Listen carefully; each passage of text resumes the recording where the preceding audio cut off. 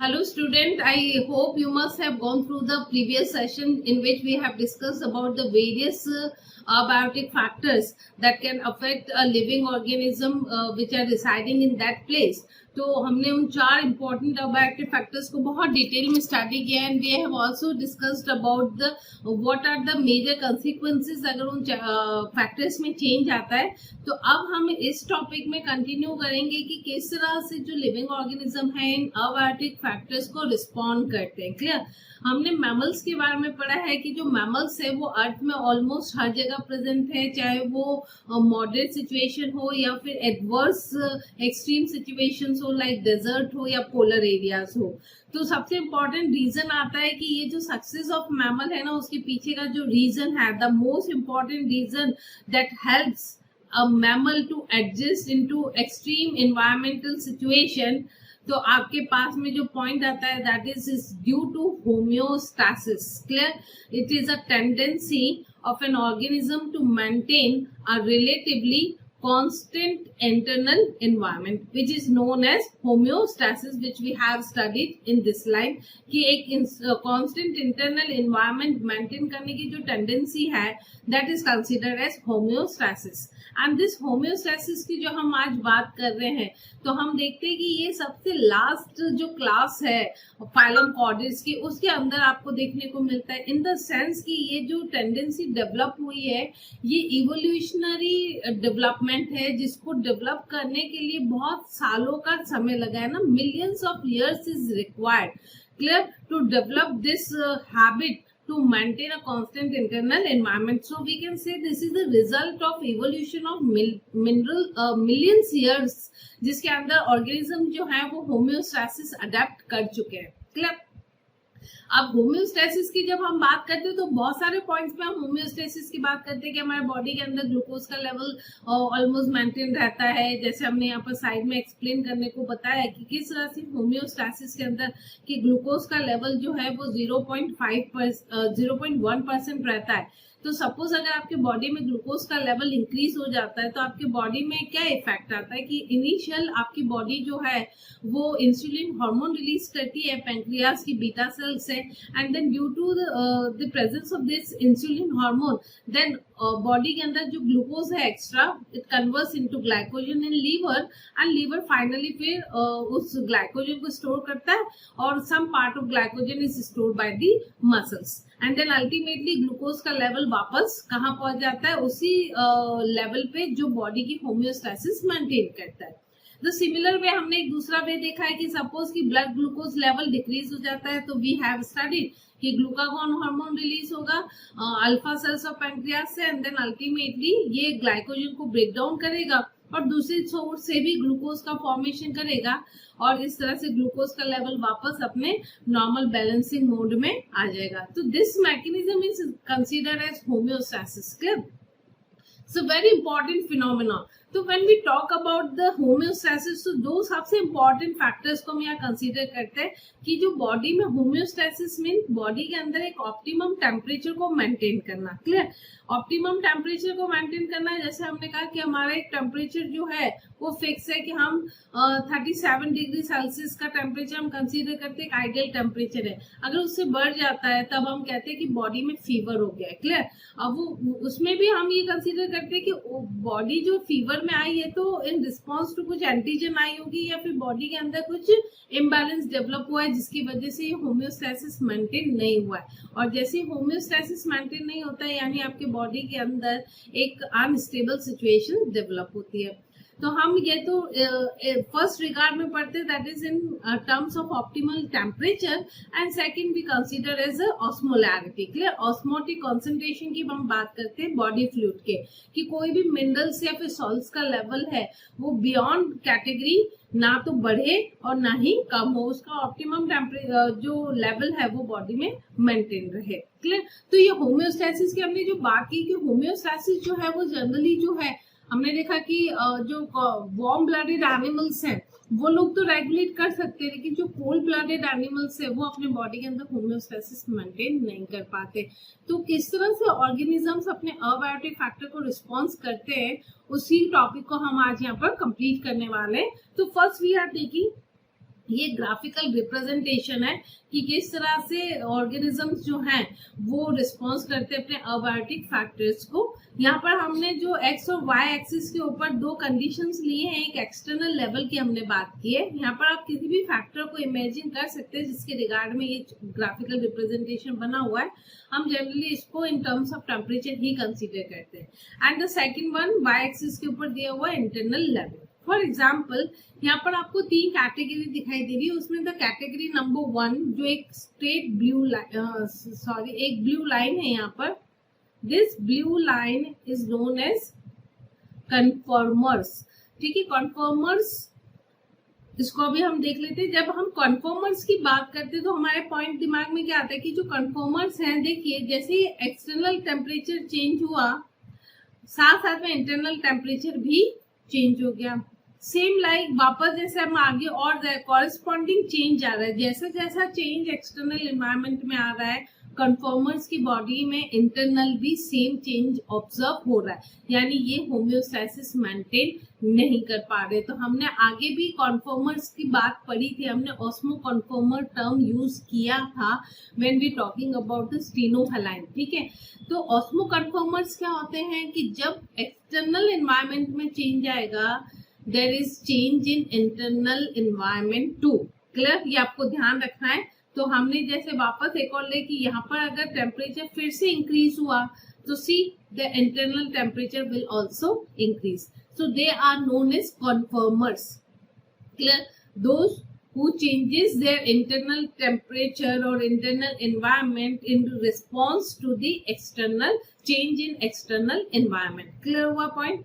Next आता है एक स्ट्रेट लाइन, हम यहाँ पर देखते हैं straight line in the sense कि जब हम बात करते हैं यहाँ पर तो हमारे पास में आता है ये वाली line.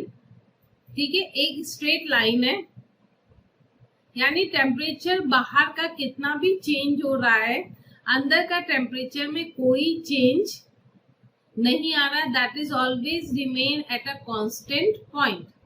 Clear, they are called regulators. Regulators in the sense नाम से मीनिंग समझ में आ रहा है, रेगुलेट कर सकते हैं irrespective to the external environment. बाहर चाहे कुछ भी हो अंदर का टेम्परेचर ऑलवेज मेंटेन रहेगा। क्लियर, हम उस बात की बात नहीं कर रहे जब बहुत एक्सट्रीम हो जाएगा तो भी हमें दिक्कत तो आनी ही है फ्यूचर में, बट इनिशियल लेवल के ऊपर जैसे हमने आगे कहा कि टेम्परेचर में जो चेंज है वो कोल्ड ब्लडेड को तो इमीडिएट अफेक्ट करेगा, है ना, इनएक्टिविटी होगी, डेथ होगी, these results will be immediate. और जो होम्योथर्मल्स होंगे ना उनमें ये इनएक्टिविटी और डेथ आने में टाइम लगेगा। क्लियर, क्योंकि we can regulate initial levels पे, we can regulate, but beyond अगर बहुत एक्सट्रीम टेम्परेचर इंक्रीज हो रहा है तो बॉडी में डिहाइड्रेशन होगा और बॉडी के अंदर इनएक्टिविटी ऑफ एंजाइम्स या उसकी काइनेटिक्स ऑफ एंजाइम्स पे अफेक्ट होगा।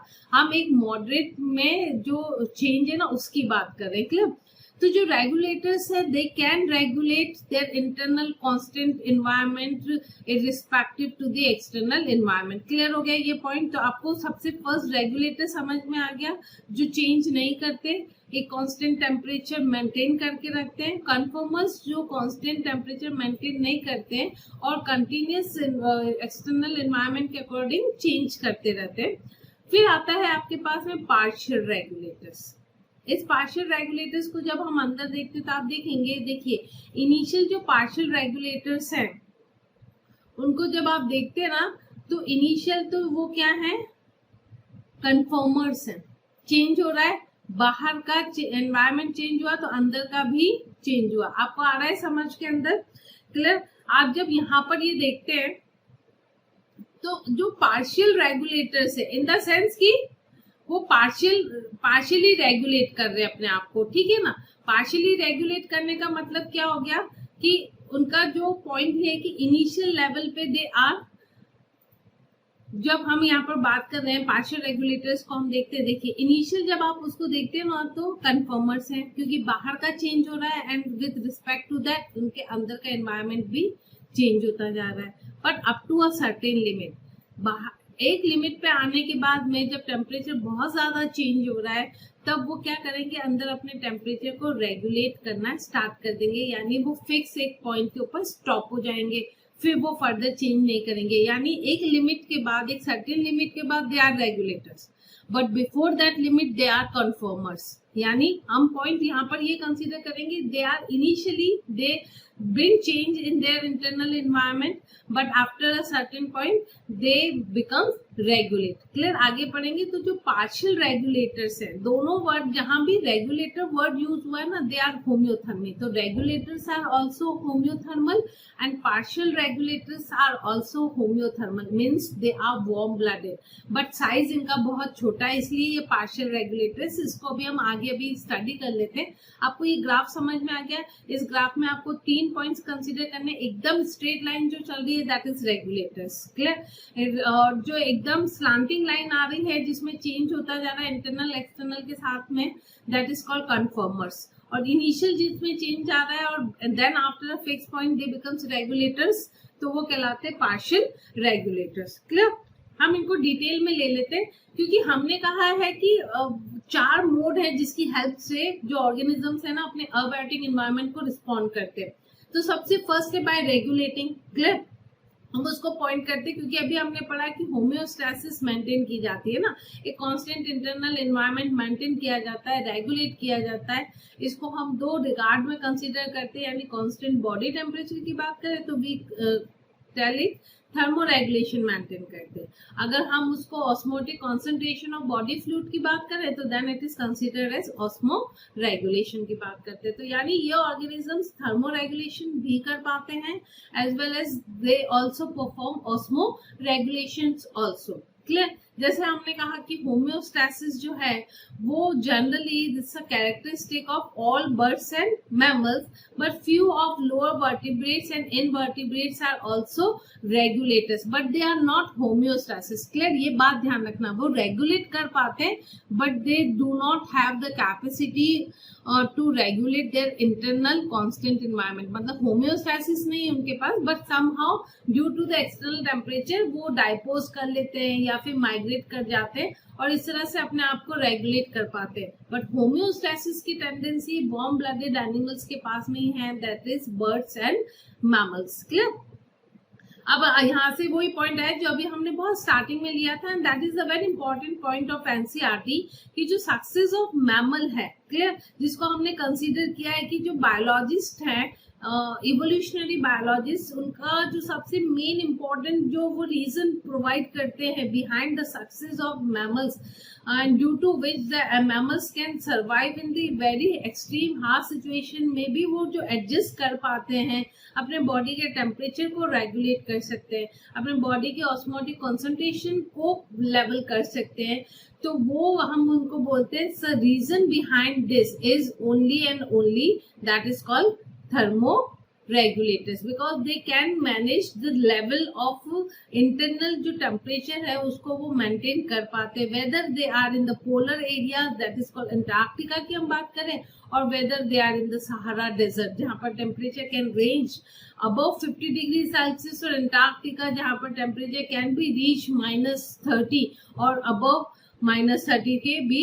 ऊपर टेम्परेचर नीचे टेम्परेचर और जा सकता है। तो इतनी वाइड रेंज ऑफ टेम्परेचर में मैमल्स के सर्वाइव करने का जो सबसे इम्पोर्टेंट रीजन है that is they are thermoregulators, they are osmoregulators. Clear, तो रेगुलेटर की लाइन आपको समझ में आ गई, एकदम स्ट्रेट लाइन रहेगी। वही पूछा जाता है उस डायग्राम के अंदर, उस ग्राफ के अंदर कि कौन रेगुलेटर है, कौन कॉन्फॉर्मर्स है और कौन पार्शियल रेगुलेटर्स है। तो आपको तीनों पॉइंट्स क्लियर होने चाहिए। जब हम थर्मो रेगुलेशन की हमने बात की कि जो मैमल्स की सक्सेस का रीजन है थर्मो रेगुलेशन है, तो how an organ a person can manage to regulate internal temperature. Clear, जैसे अभी हमने एक एनालॉजी की बात की, एक जनरल पॉइंट की हम बात कर रहे हैं कि अगर बहुत ठंड है तो हमने हीटर यूज कर लिया, बहुत गर्मी हो रही है तो हमने एसी यूज कर लिया, है ना, क्योंकि हम अफोर्ड कर सकते हैं हीटर और एसी को।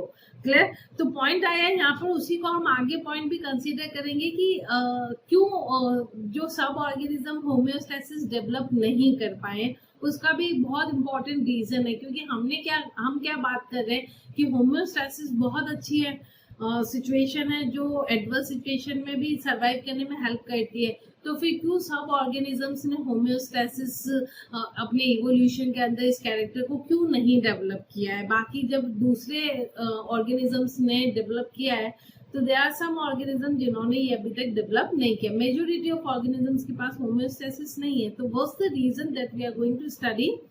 सबसे पहले जब हम थर्मोरेगुलेशन की बात करते हैं तो हम किस हिसाब से कंट्रोल करते हैं? जब बॉडी में जो एक्सटर्नल टेम्परेचर है, सपोज अगर वो बहुत ज्यादा हो जाता है in compare to internal environment ना, टेम्परेचर बहुत इंक्रीज हो गया, मोर देन 37 डिग्री सेल्सियस हो गया, तो हमारी बॉडी क्या करना स्टार्ट कर देती है? स्वेट प्रोड्यूस करना स्टार्ट कर देती है। क्लियर? स्वेटिंग हो जाती है क्योंकि बॉडी के अंदर स्किन में जो टेम्परेचर सेंसिटिव जो रिसेप्टर्स हैं वो चेंज इन टेम्परेचर को सेंस करते हैं और फिर उसको मैसेज भेजते हैं और वो हाइपोथैलेमस में जाता है, क्योंकि हमें पता है कि टेम्परेचर रेगुलेटरी सेंटर कौन है हमारे बॉडी का? हाइपोथैलेमस है। फिर हाइपोथैलेमस आपके ऑस्मो रिसेप्टर्स को मैसेज भेजता है और आपको थर्स्ट की फीलिंग आती है। फिर हाइपोथैलेमस जो मैसेज देता है पोस्टीरियर पिट्यूटरी को, वहां से आपका वेसोप्रेसिन या एंटी डाययूरेटिक हार्मोन रिलीज होता है और वो वाटर को जो पोस्टल जो डिस्टल कॉन्वोल्यूटेड ट्यूब्यूल्स है वहां से वाटर का रीएब्जॉर्प्शन स्टार्ट हो जाता है।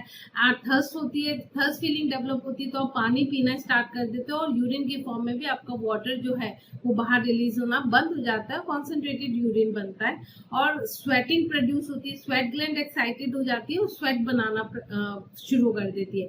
स्वेटिंग की वजह से आपके बॉडी को कूलिंग इफेक्ट मिलता है और कूलिंग इफेक्ट होते ही आपके बॉडी का जो टेम्परेचर है वो वापस क्या हो जाता है? नीचे चला जाता है। पानी पीने से भी आपको ठंडक मिलती है और जब बॉडी के अंदर टेम्परेचर के साथ साथ जब स्वेट बनना बहुत ज्यादा बनने लग जाता है तो आपके बॉडी से जो सॉल्ट है वो भी एलिमिनेट होने लगता है, तो ऑस्मो रेगुलेशन भी स्टार्ट हो जाता है बॉडी के अंदर। तो thermo regulation is somehow associated with osmo regulation. इस बात को आप हमेशा ध्यान रखिएगा। ठीक है, ये तो होता है समर में। अभी जब विंटर की बात आती है, जब बॉडी का जो बाहर का टेम्परेचर है वो इंटरनल टेम्परेचर के कंपैरेटिवली बहुत नीचे चला गया है। अब जब टेम्परेचर बहुत कम हो गया है अंदर का, तो अब बॉडी क्या करेगी? हीट जनरेट करेगी। तो हीट जनरेट करने के लिए बॉडी शिवर करती है और शिवरिंग करते ही बॉडी में जब शिवरिंग स्टार्ट होती है तो इसकी वजह से बॉडी में हीट प्रोड्यूस होती है और वैसोकॉन्स्ट्रिक्शन आता है ना। Shivering is due to vasoconstriction. तो यहाँ पर भी आपकी बॉडी के अंदर जो हीट सेंसिटिव टेम्परेचर है वही एसोसिएटेड है और वैसोकॉन्स्ट्रिक्शन होने लग जाता है। वैसोकॉन्स्ट्रिक्ट होते ही आपको गूज बम्स आते हैं और शिवरिंग आती है, जिसकी वजह से बॉडी में हीट प्रोड्यूस होती है और अल्टीमेटली आपके बॉडी का टेम्परेचर जो है वो इंक्रीज हो जाता है। तो this is called thermo regulation. दोनों ही केस में आपने अपने बॉडी के टेम्परेचर को रेगुलेट किया है। क्लियर? अब पॉइंट आ गया यहाँ पर कि थर्मो रेगुलेशन को जब हम डायग्राम पॉइंट ऑफ व्यू से देखते हैं तो यहाँ पर हमारे पास में एक पॉइंट आता है कि एक ऑर्गेनिज्म है, ठीक है, एक नॉर्मल टेम्परेचर के ऊपर है। अब सपोज जो है वो बॉडी का टेम्परेचर डिक्रीज हो रहा है क्योंकि बाहर बहुत विंटर्स हो रही है। ठीक है, इस केस के अंदर बॉडी जो है शिवर करेगी, शिवरिंग होगी, वैसोकॉन्स्ट्रिक्शन होगा, बॉडी का टेम्परेचर इंक्रीज हो जाएगा और वापस आपकी होम्योस्टैसिस सिचुएशन मेंटेन हो जाएगी। सिमिलर लाइक जब बॉडी का टेम्परेचर बढ़ जाएगा, इंक्रीज होगा, तब आपकी बॉडी स्वेट प्रोड्यूस करेगी, वैसोडायलेशन होगा। वैसोडायलेशन होगा तो बॉडी से जो हीट है वो बाहर रिलीज हो जाएगी, जिससे ऑटोमेटिकली बॉडी का जो टेम्परेचर है स्वेट प्रोड्यूस होगा, कूलिंग इफेक्ट आएगा और बॉडी का टेम्परेचर अल्टीमेटली डिक्रीज हो जाएगा। तो किस तरह से कॉन्ट्राडिक्टरी ये दोनों जो मैकेनिज्म्स हैं ये एक दूसरे के अगेंस्ट में काम करती है और इनका एक ही मैनेज करना होता है बॉडी में कि दैट इज बॉडी के अंदर जो टेम्परेचर रेगुलेशन है ना वो मेंटेन किया जाए, एक कांस्टेंट इंटरनल टेम्परेचर को मेंटेन किया जाए। That's the main M behind this mechanism. Clear हो रहा है पॉइंट? तो थर्मो रेगुलेशन ये टॉपिक काफी इंपॉर्टेंट है। एनसीईआरटी में इसको 1.5 पेज में इस टॉपिक को कंप्लीट किया हुआ है, बट माइंड इट अभी तक सबसे ज्यादा क्वेश्चन इसी वाले टॉपिक में से निकले हैं, तो बहुत ध्यान दीजिएगा। हमने सबसे फर्स्ट रेगुलेट की बात कर रहे हैं कि हम रेगुलेट कर लेते हैं। क्लियर हुआ पॉइंट? नेक्स्ट हम बात करते हैं पार्शियल रेगुलेटर्स। तो पार्शियल रेगुलेटर्स किस टाइप के ऑर्गेनिजम्स है, तो आपको ये भी ध्यान रखना है कि पार्शियल रेगुलेटर्स भी वार्म ब्लडेड ही हैं, ये भी होम्योथर्मल ही हैं, they also maintain homeostasis. But क्यों ये इनिशियल थर्मो रेगुलेटर्स नहीं है? इनिशियल तो हमने इनको देखा ना, ये कन्फर्मर्स है, बाद में बन के, क्योंकि जब हमने इनका ग्राफ देखा था तो इनके ग्राफ में क्या सिचुएशन थी कि पहले ये कन्फर्मर्स थे और फिर जाकर ये रेगुलेट स्टार्ट हुआ। ये वाला जो पैटर्न था ना, ये पार्शियल रेगुलेटर्स के लिए था। तो पॉइंट क्या होता है कि इनिशियल एक सर्टेन लेवल तक तो ये अपने बॉडी के टेम्परेचर को चेंज करते रहते हैं, ठीक है, अप टू दिस लेवल तक। तो ये एक्सटर्नल टेम्परेचर के अकॉर्डिंग अपने इंटरनल टेम्परेचर को भी चेंज करते जाते हैं, but up to a certain limit, this is the limit, clear. एक सर्टेन लेवल के बाद में जब टेम्परेचर कंटिन्यूअसली इंक्रीजिंग आउटसाइड, तब फिर ये अपने इंटरनल टेम्परेचर में चेंज नहीं लाते, and then after they become, इस पॉइंट से लेकर यहाँ तक they become regulators, clear. They start maintaining constant body temperature. तो ये रीजन क्यों है, क्यों initial conformers and then regulators है। अगर स्टार्टिंग से ही रेगुलेटर्स होते तो इसको एक बहुत इंपॉर्टेंट पॉइंट है, क्योंकि रेगुलेशन करना, जैसे अभी हमने आगे एक बात की थी कि अगर हमें बहुत गर्मी लगती है तो हम एसी चला देते हैं, ठीक है, बट हम ये देखें कि अगर हम पॉपुलेशन में देखें तो कितने लोग ऐसे होंगे जो एसी अफोर्ड कर सकते होंगे, क्लियर। हर कोई तो एसी अफोर्ड नहीं कर सकता ना, बाकी लोग क्या करते हैं, स्वेट प्रोड्यूस करते हैं, या फिर थोड़ा कम उससे, जैसे पंखा यूज कर लेंगे या स्वेटिंग हो गई और उसकी वजह से कूलिंग इफेक्ट आ गया। क्योंकि जो थर्मो रेगुलेशन है ना, ये एक एक्सपेंसिव प्रोसेस है, एनर्जेटिकली एक्सपेंसिव प्रोसेस है, यानी थर्मो रेगुलेशन मेंटेन करने के लिए बहुत एनर्जी की रिक्वायरमेंट होती है। और ये एनर्जी अगर इनिशियल, इनके अकॉर्डिंग क्या है, पार्शियल रेगुलेटर्स के अकॉर्डिंग क्या है कि अगर जितना हम चेंज कर सकते हैं उतना अगर चेंज हो जाता है और बिना एनर्जी यूज किए अगर हमारा काम चलता है, तो हमको इंटरनल टेम्परेचर में चेंज करने में क्या दिक्कत है। जब लगेगा कि नहीं हो रहा है, अब बस के बाहर हो गया है, अब कंट्रोल नहीं हो रहा है, तब जाकर हम रेगुलेट करेंगे। आ रहा है पॉइंट समझ में? जो रेगुलेटर्स है ना, उनको बहुत ज्यादा अपनी एनर्जी इस प्रोसेस में वेस्ट करनी पड़ती है। तो पार्शियल रेगुलेटर्स ने उस वेस्टेज ऑफ एनर्जी को थोड़ा मिनिमाइज किया हुआ है, क्योंकि ये जो पार्शियल रेगुलेटर्स में हम जिनको एग्जांपल ले रहे हैं ना, देखिए ग्राउंड स्क्विरल, श्रियो, चूहे जैसे होते हैं छोटे छोटे, हैमस्टर, ऐसे ऑर्गेनिजम्स को लेते हैं, इनका साइज बहुत छोटा है, साइज छोटा है, जिसकी वजह से जो हीट लॉस है ना, हीट लॉस की मैकेनिज्म सरफेस एरिया से एसोसिएटेड है। तो इनके वॉल्यूम के कंपैरेटिवली इसका सरफेस एरिया बहुत ज्यादा है। सरफेस एरिया ज्यादा होने की वजह से बहुत ज्यादा हीट का लॉस हो रहा होता है। तो उस हीट के लॉस को मैनेज करने के लिए इन लोगों ने इनिशियल लेवल पे अपने आप को क्या रखा हुआ है, कॉन्फॉर्मर्स रखा हुआ है, एंड देन आगे चल के रेगुलेटर्स किया हुआ है, क्योंकि बहुत ज्यादा एनर्जी यूज हो जाएगी अगर इनिशियली रेगुलेटर्स की तरह बिहेव किया। तो उस सिचुएशन को बचने के लिए ये लोग इनिशियल कॉन्फॉर्मर्स हैं and they become partial regulators. ध्यान रखना, दे आर ऑल्सो होम्योथर्मल ही है, ये भी वार्म ब्लडेड ही है, इनिशियल टेम्परेचर मेंटेन नहीं करते, but up to a certain limit तब तक चेंज करते रहते हैं, and then after certain temperature के बाद में they starts controlling their internal environment, ताकि वेस्टेज ऑफ एनर्जी जो है वो मिनिमाइज की जा सके। Clear point? ओके, नेक्स्ट हमने देखा कॉन्फॉर्मर्स। कॉन्फॉर्मर्स जो है वो जनरली कौन से एनिमल्स है, तो इसको हम सबसे पहले यहाँ हाईलाइट कर देते हैं, जो आपको ध्यान में रखना बहुत जरूरी है, सी से सी याद रखना। Conformers are cold blooded animals, clear. तो इनका जो बॉडी टेम्परेचर है वो बॉडी टेम्परेचर कंटिन्यूस चेंज होता रहता है एक्सटर्नल एनवायरनमेंट के रिस्पेक्ट में, क्लियर। आपको ये बहुत ध्यान रखनी है, and that is a very important line, almost all plants, clear, क्योंकि प्लांट्स के पास में ऑस्मो रेगुलेशन और थर्मो रेगुलेशन वाली टेंडेंसी है ही नहीं। तो सारे plants and almost 99% animals they are conformers हैं। ये बहुत इंपॉर्टेंट लाइन है जो मैक्सिमम स्टेटमेंट बेस्ड क्वेश्चंस में आती है। तो 99% animals and almost all plants they are conformers. So बचे कितने, खाली 1% सी रेगुलेटर्स और पार्शियल रेगुलेटर्स में जाते हैं, बहुत कम है। क्योंकि अभी हमने पढ़ा कि इतना कम होने का पॉइंट ये ही है कि एसी भी कितने लोगों के पास होता है पॉपुलेशन में, कितने लोग अफोर्ड कर सकते हैं। तो रेगुलेशन भी एक एनर्जेटिकली एक्सपेंसिव प्रोसेस है, हर कोई इसको अफोर्ड नहीं कर सकता। इसलिए सब लोगों ने सिर्फ ऐसी टेंडेंसी डेवलप की है कि चेंज कर दो, अपने आप को एक्सटर्नल टेम्परेचर के हिसाब से चेंज कर लो, no need to regulate. Clear.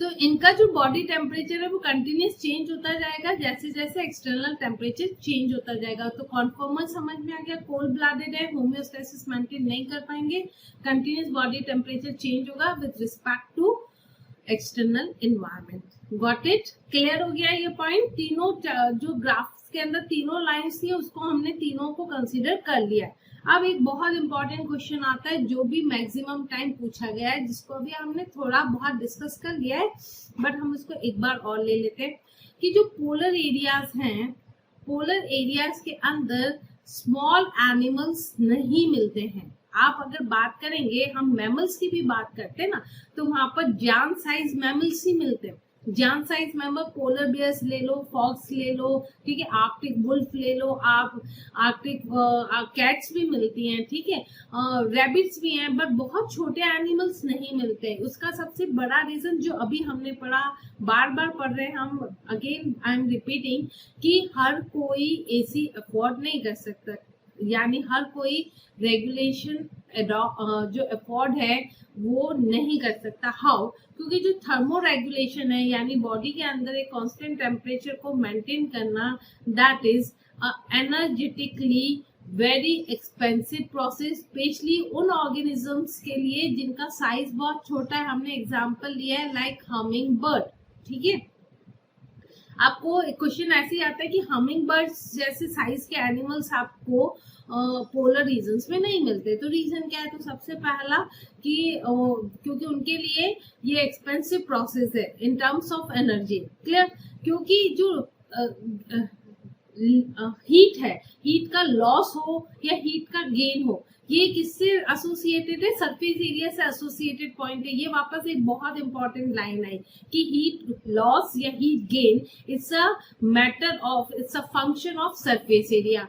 और जो छोटे एनिमल्स होते हैं उनका सरफेस एरिया उनके वॉल्यूम के कंपैरेटिवली बहुत ज्यादा होता है, इसलिए बॉडी से बहुत ज्यादा हीट जो है वो बाहर रिलीज हो जाती है। क्योंकि बॉडी को अगर टेम्परेचर थर्मो रेगुलेशन मेंटेन करना है ना, तो बहुत फास्ट मेटाबॉलिज्म करना पड़ेगा। फास्ट मेटाबॉलिज्म मतलब बहुत लार्ज अमाउंट में एनर्जी बनानी पड़ेगी, और उसमें से मैक्सिमम एनर्जी बॉडी को वार्म करने के चक्कर में बॉडी से रिलीज हो जाएगी। तो यहाँ पर एक पॉइंट आया कि इनका जो सरफेस एरिया है वो बहुत लार्ज है compare to their volume, so there is a very fast heat loss होगा उनकी बॉडी से। अगर बाहर जब बहुत ठंडा होगा तो बॉडी की बहुत सारी हीट बाहर रिलीज हो जाएगी, और उस हीट, क्योंकि कंटिन्यूस अगर उनको सरवाइव करना है तो कंटिन्यूस उनको मेटाबॉलिज्म करते रहना पड़ेगा ताकि वो ज्यादा से ज्यादा एनर्जी प्रोड्यूस कर सके। और वो ज्यादा एनर्जी प्रोड्यूस करने की वजह से उनका बॉडी का जो मेटाबॉलिज्म है वो उनको बहुत फास्ट रेट पे करना पड़ेगा। तो ये it's a very expensive strategy, her animal ये अफोर्ड नहीं कर सकता। इसलिए आपको जनरली जो हमने पार्शियल रेगुलेटर्स की भी बात की या हमने एसी की भी बात की, उसका एक ऑलमोस्ट एक ही रीजन यही आ जाता है कि थर्मो रेगुलेशन करने का प्रोसेस हर कोई अफोर्ड नहीं कर सकता, सबके पास में इतना हाई लेवल का मेटाबॉलिज्म परफॉर्म करने की टेंडेंसी नहीं होती। इसलिए जनरली वो या तो कॉन्फर्मर्स बन के ही सर्वाइव करना पसंद करते हैं। क्योंकि क्वेश्चन ऐसा ही आता है कि अगर होम्योस्टेसिस इतनी सूटेबल सिचुएशन है, इतनी आइडियल सिचुएशन है जो ऑर्गेनिज्म को एक्सट्रीम एनवायरनमेंट में भी सर्वाइव करने में हेल्प करती है, तो क्यों नहीं दूसरे ऑर्गेनिजम्स ने भी इवोल्यूशन के अंदर अपने आप को होम्योस्टेसिस प्रोवाइड करवाया है? क्यों नहीं उन्होंने भी ये टेंडेंसी डेवलप कर दी है इवोल्यूशन में? तो पॉइंट यही आया है कि हर ऑर्गेनिज्म ये जो थर्मो रेगुलेशन है इसको अफोर्ड नहीं कर सकते, और उन्होंने कन्फर्मर्स रहने में ही अपनी भलाई समझी है। क्लियर, कि कोई एनर्जी का लॉस होगा नहीं, और बॉडी जितना एडजस्ट कर सकती है उतना करे। फिर हम आगे की जो सिचुएशन है वो तो ठीक है, जो रेगुलेटर्स भी होते हैं वो भी तो एक सर्टेन लिमिट तक ही रेगुलेट कर पाते हैं। ऐसा तो नहीं कि टेम्परेचर बढ़े जाएगा हम एडजस्ट करते जाएंगे, नहीं, हमें भी तो डिहाइड्रेशन होगा बॉडी में एक लिमिट के बाद। जब टेम्परेचर इंक्रीज होगा तब क्या करेंगे, जब बहुत एक्सट्रीम थर्स्ट लगेगी और वाटर सोर्स हमारे पास नहीं होगा, तब हम कैसे थर्मो रेगुलेशन मेंटेन करेंगे, नहीं कर पाएंगे ना। तो सिचुएशन जब डिहाइड्रेशन एंड एक्सट्रीम डिहाइड्रेशन हो जाएगा तब अल्टीमेटली बॉडी में एंजाइम्स काम करना बंद करेंगे, मेटाबॉलिज्म स्टॉप हो जाएगा और डेथ होगी, डेफिनेटली होगी। बट हाँ, इफेक्ट्स जो है वो कोल्ड ब्लडेड में थोड़े जल्दी दिखाई देंगे, वार्म ब्लडेड में थोड़े लेट दिखाई देंगे, बट अल्टीमेटली दिखाई जरूर देंगे। क्लियर हुआ पॉइंट? ओके। अब पॉइंट आया कि दो सिचुएशन तो हमने देख ली कि रिस्पांस किस तरह से करते, या तो रेगुलेट करके रिस्पांस देते या फिर कन्फर्मर्स की फॉर्म में रिस्पांस करते हैं। इसके अलावा दो और सिचुएशन है कि अगर जो स्ट्रेसफुल सिचुएशन आई है ना वो लोकली है, मतलब हमारे इलाके में सिचुएशन खराब हुई है but near by neighbouring area में तो सब कुछ ठीक है, तो what a person will do, organism क्या करेगा, वो अपनी अनफेवरेबल सिचुएशन को छोड़ के पास वाली सिचुएशन में चला जाएगा ना, माइग्रेट कर जाएगा। जैसे हम देते हैं कि अगर हमें समर में कहीं घूमने का हम प्रोग्राम बनाते हैं तो हम जनरली कौन सी जगहों को सिलेक्ट करते हैं प्रोग्राम में, तो हम हिली एरियाज को सिलेक्ट करते हैं ना। टेम्पररी हम क्या कर जाते हैं, माइग्रेट कर जाते हैं, that is called temporary migration. हमें वापस तो आना ही अपने नेटिव प्लेस के ऊपर। तो पॉइंट है कि अगर जो एडवर्स सिचुएशन लोकलाइज्ड है, सिर्फ हमारे ही हिस्से में गड़बड़ है, तो हम उस अनफेवरेबल सिचुएशन को छोड़ के जो पास में थोड़ी फेवरेबल सिचुएशन है, हॉस्पिटेबल सिचुएशन है, अच्छी है, जो हमको सूट करती है हमारे इंटरनल एनवायरनमेंट को, हम माइग्रेट कर जाएंगे। या फिर अगर ये सिचुएशन जो आई है एक्सट्रीम सिचुएशन, अगर वो शॉर्ट ड्यूरेशन के लिए आई है तो हम क्या करेंगे, हम उस टाइम पीरियड को सस्पेंड करेंगे। सस्पेंड में या तो हाइबरनेशन करेंगे या एस्टिवेशन करेंगे। इस तरह से हम उस एक्सट्रीम सिचुएशन को थोड़े टाइम के लिए सस्पेंड करेंगे। जैसे now we are suspending, clear, corona virus की वजह से वी ऑल आर लॉकडाउन में है, we are spending this time, तो हमने ये जो टाइम है ना सस्पेंड किया है, क्लियर, अपनी एक्टिविटीज को लिमिटेड किया है, अपने जो एरिया है उसको हमने लिमिटेड किया है। तो पॉइंट ये है कि अगर स्ट्रेसफुल एक्सटर्नल सिचुएशन होती है, अगर वो लोकलाइज्ड है या फिर शॉर्ट ड्यूरेशन के लिए है, तो हमारे पास में दो और ऑप्शंस हैं, या तो हम माइग्रेट कर जाएं या फिर हम उस टाइम पीरियड को सस्पेंड कर लें। तो लेट्स टेक अ लुक, हम माइग्रेशन और सस्पेंशन को स्टडी करते हैं। अब आता है हमारे पास में माइग्रेशन। माइग्रेशन का मतलब होता है कि एक ऑर्गेनिज्म जो है वो अपनी जगह छोड़ के टेम्पररी उस जगह को छोड़ के दूसरी जगह चले जाता है, क्लियर, स्ट्रेसफुल हैबिटेट से बाहर निकल गया है, वो सिचुएशन जिसमें वो सरवाइव नहीं कर पा रहे, टेम्परेचर बहुत ठंडा हो गया है या टेम्परेचर बहुत ज्यादा गर्म हो गया है, तो फिर वो अपनी जगह छोड़ देते हैं। हम देखते भी हैं बहुत जगह, जब हम लोग एक्सट्रीम लद्दाख या श्रीनगर वाले एक्सट्रीम पॉइंट पे घूमने जाते हैं तो समर के अंदर वो लोग हाई पीक्स पे चले जाते हैं, और जैसे ही विंटर्स आती है वो हाई पीक्स को छोड़ के नीचे की तरफ उतर के आ जाते हैं, क्योंकि ऊपर की सिचुएशन फिर इतनी होस्टाइल हो जाती है कि उनके एनिमल्स हैं या वो खुद भी उस सिचुएशन में सरवाइव नहीं कर पाते। तो टेम्पररी उन्होंने उस जगह को छोड़ दिया है और वो ऐसी नियर बाय सिचुएशन में चले गए हैं जहाँ पर उनको मोर हॉस्पिटेबल एनवायरनमेंट मिल रहा है, मोर फ्रेंडली एनवायरनमेंट मिल रहा है, जहाँ पर टेम्परेचर भी इजीली रेगुलेट किया जा सकता है। तो क्लियर, हम सबसे पहले जो माइग्रेशन की बात करते हैं ना, तो हमारे दिमाग में सबसे पहले जो पिक्चर आती है वो बर्ड्स की आती है कि थाउजेंड्स किलोमीटर्स की जर्नी करके जो बर्ड्स हैं वो माइग्रेट करती हैं। हमने फिशेस के केस में भी माइग्रेशन पढ़ा है, हमने एनाड्रोमस और कैटाड्रोमस पढ़ा है, हमने साल्मन के केस में इसको बहुत अच्छे से समझा था कि वो जो है सलाइन वाटर से फ्रेश वाटर में आती है एग ले करने को, तो this is also known as migration, clear. तो माइग्रेशन जनरली ब्रीडिंग के लिए ही किया जाता है, क्योंकि वो अपनी जो एक्सट्रीम जो हम कहेंगे जो हार्ड सिचुएशन है उससे वो बाहर निकल गए हैं और ऐसी सिचुएशन में आए हैं जहाँ पर सिचुएशन जो है वो बहुत होस्टाइल नहीं है, फ्रेंडली इन्वायरमेंट है, तो वहां पर आकर फिर वो नॉर्मल ब्रीथ करते हैं। क्लियर? एक एग्जाम्पल इस पे एमसीक्यू क्वेश्चन आता है आपका, राजस्थान का जो केवलादेव नेशनल पार्क है which is situated in Bharatpur which is known as a bird sanctuary. Clear? वहां पर साइबेरियन क्रेन्स आते हैं फ्रॉम साइबेरिया, जब वहां पर एक्सट्रीम विंटर्स स्टार्ट होती है उससे पहले ही वो वहां से निकल जाते हैं। हमने आगे भी पढ़ा है कि लाइट का एक रोल होता है, लाइट बहुत इंपॉर्टेंट रोल प्ले करते हैं, लाइट एंड टेम्परेचर, तभी उन्हें पता चलता है कि कब उनका माइग्रेशन करने का टाइम आ गया है। तो थाउजेंड्स ऑफ किलोमीटर्स को ट्रैवल करके ये बर्ड साइबेरिया से यहाँ भरतपुर में आते हैं। इवन हमारे कच्छ में भी बर्ड सेंचुरी है, जो रन है, रन कच्छ ऑफ रन, वहां पर भी माइग्रेटरी बर्ड्स आते हैं। नल सरोवर जो अहमदाबाद में बर्ड सेंचुरी है, वहां पर भी बहुत सारे विंटर्स के अंदर बहुत सारे साइबेरियन क्रेन्स देखने को मिलते हैं। क्लियर? या फिर दूसरे और नॉर्थ एरिया से भी और भी बर्ड्स, माइग्रेटरी बर्ड्स आती है। तो माइग्रेशन करना एक स्ट्रेसफुल सिचुएशन को पास करने का एक रीजन है। नेक्स्ट आता है, जैसे हम यहाँ डायग्राम को अगर देखें तो इस तरह से ये केवलादेव सेंचुरी की ही पिक्चर्स हैं और हम देखते हैं वहां पर बहुत डिफरेंट वेराइटीज के जो बर्ड्स हैं यहाँ पर आते हैं।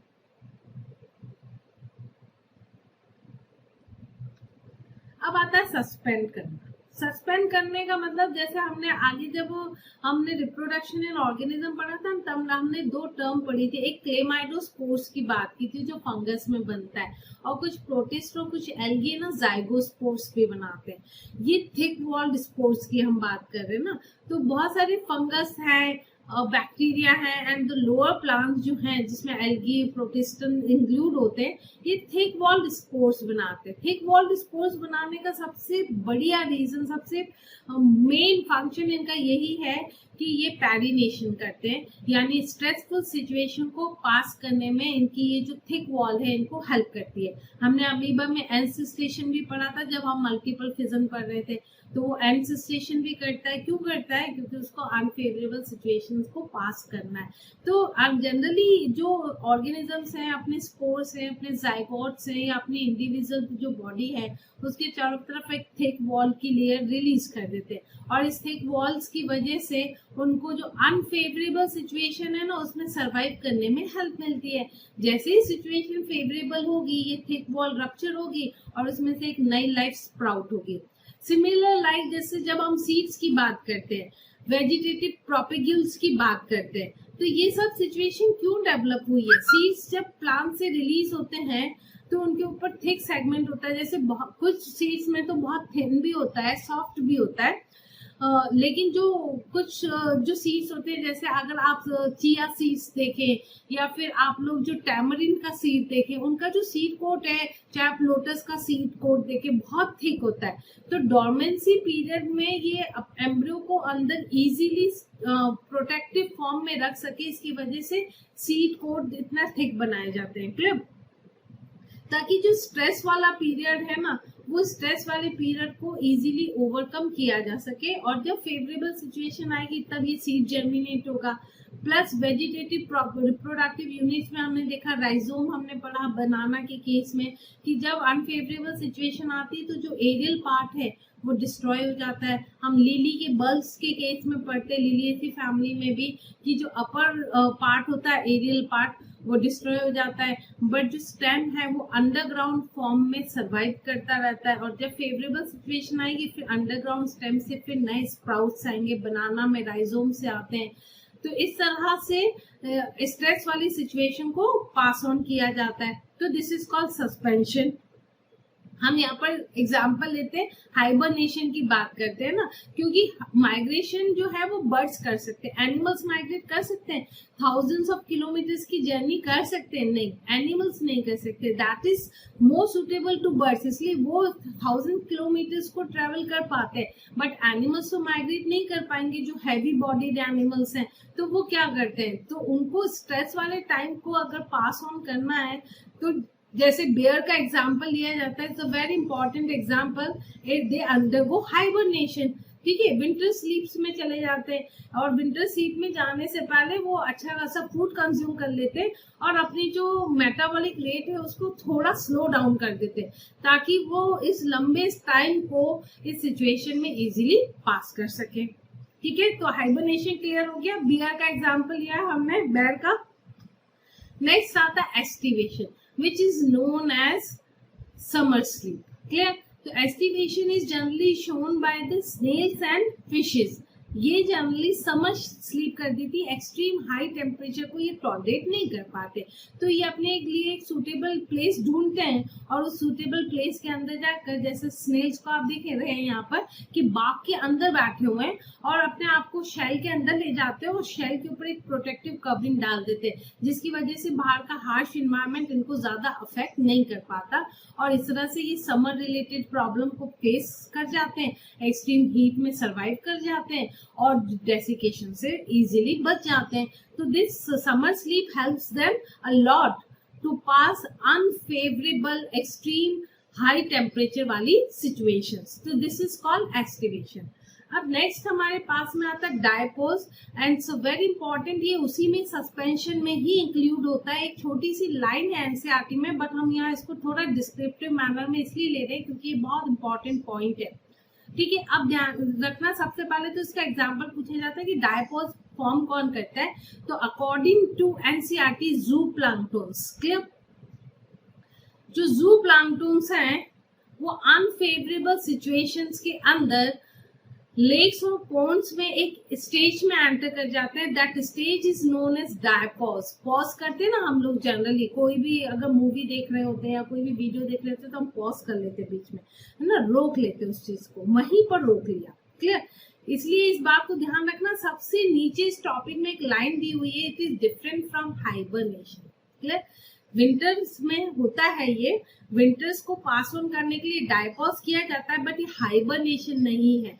हाइबरनेशन के अंदर जो मेटाबॉलिक रेट ऑफ रिएक्शन है ना उसको स्लो किया जाता है, बंद नहीं किया जाता। डायपोज में बंद कर दिया जाता है, टेम्पररी सस्पेंशन आ जाता है, टेम्पररी काम करना बंद कर दिया जाता है। तो स्टेज ऑफ सस्पेंडेड डेवलपमेंट, इसके में जो डेवलपमेंट है वो थोड़े टाइम के लिए रोक दिया जाता है। जू प्लांक्टन बहुत इंपॉर्टेंट लाइन है, रट लेनी है आपको दिमाग में ये बिल्कुल। Is shown by some animals during winter. तो हमने कहा विंटर में कि जब हम बात करते हैं ना, विंटर्स में जो डेज हैं वो बहुत शॉर्ट होते हैं और क्रिटिकल लाइट पीरियड जो है वो लेस देन 12 आवर्स हो जाता है। तो यानी जो डायपोज है ना, it is directly associated with light. ये एनसीईआरटी में नहीं दिया हुआ है और आपको ये पॉइंट याद रखना है कि डायपोज कौन से सीजन से एसोसिएटेड है। तो ये विंटर से एसोसिएटेड है और विंटर्स में जो क्रिटिकल लाइट ड्यूरेशन है वो normal critical time period 12 hours से कम हो जाता है, then it is considered it is associated with light. ये आपको ध्यान रखना है। तो जो विंटर है इसमें हमने एक और एग्जांपल लिया अदर देन जू प्लांक्टन। यहाँ साइड में आपको एक बॉलवॉर्म दिखाई दे रहा है जो पिंक कलर का है। क्लियर, ये पिंक कॉटन बॉलवॉर्म है। इसका जो लार्वा है ना वो डायपोज में एंटर कर जाता है ड्यूरिंग विंटर्स। क्लियर, वापस वही पॉइंट में रिपीट कर रही हूँ कि this is totally different from hibernation. Clear, ये हाइबरनेशन नहीं है। हाइबरनेशन में स्लो डाउन होता है, डायपोज के अंदर सस्पेंड हो जाती है रिएक्शन पूरी। क्लियर, तो यहाँ इस तरह से हमने 4 मेजर कैटेगरीज के अंदर इस बात को समझा है कि किस तरह से ऑर्गेनिज्म अबायोटिक फैक्टर्स जो उनके चारों तरफ है उसको रिस्पॉन्ड करते हैं, या तो खुद चेंज हो जाते हैं उसके साथ या रेगुलेट करना स्टार्ट कर देते हैं। अगर ये दोनों नहीं कर पाते तो वो जगह छोड़ के दूसरी फेवरेबल सिचुएशन में चले जाते हैं, यानी माइग्रेट कर जाते हैं, या फिर माइग्रेट नहीं कर पाते, वहीं रहना है तो उस टाइम पीरियड को कैसे सस्पेंड किया जाए, तो समर स्लीप में चले जाते हैं, विंटर स्लीप में चले जाते हैं, डायपोज फेज में चले जाते हैं। तो these are the situation by which an organism response to their abiotic environment.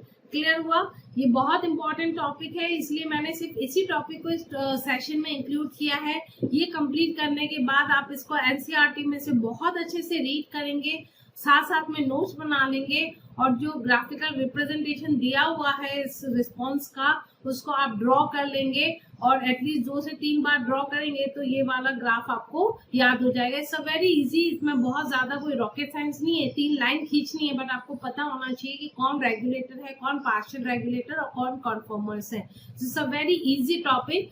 आप, बट ये है कि you have to go through the session 1 or 2 times so that you can come to the concept. Clear? तो terms को समझना, topics को बहुत अच्छे से एक बार रीड कर लेना, और नेक्स्ट टॉपिक में हम स्टार्ट करेंगे डिफरेंट टाइप्स ऑफ अडेप्टेशंस, क्योंकि रेगुलेट करने के साथ साथ भी बहुत सारे ऑर्गेनिजम्स को कन्फर्मर्स होने के बावजूद भी अडेप्टेशन करना जरूरी होता है, नहीं तो सर्वाइवल जो रेट है वो बहुत लार्ज स्केल पे डिक्रीज हो सकती है। इसलिए हम नेक्स्ट टॉपिक में इंक्लूड करेंगे अडेप्टेशन। टिल देन आप इस टॉपिक को अच्छे से रीड कर दीजिए, make notes, attend the questions and go through the previous sessions also. Thank you.